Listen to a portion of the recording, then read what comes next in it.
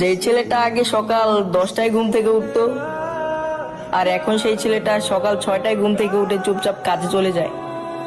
মায়ের সাথে খাবার নিয়ে ঝামেলা করা ছেলেটাও আজ সামনে যাই পায় তাই চুপচাপ খেয়ে নেয়। স্কুল এবং বিয়েবাড়ি আনন্দ করে মাতিয়ে রাখা ছেলেটাও আজ কোনো উৎসব হলেও সে চুপচাপ করে বসে থাকে। বাবার সাথে জামা কাপড় নিয়ে ঝগড়া করা ছেলেটাও আজ একটা নতুন জামা কিনলে বাবাকে বলে, বাবা তুমি এটা নিয়ে নাও, আমি অন্য একটা নিয়ে নেব।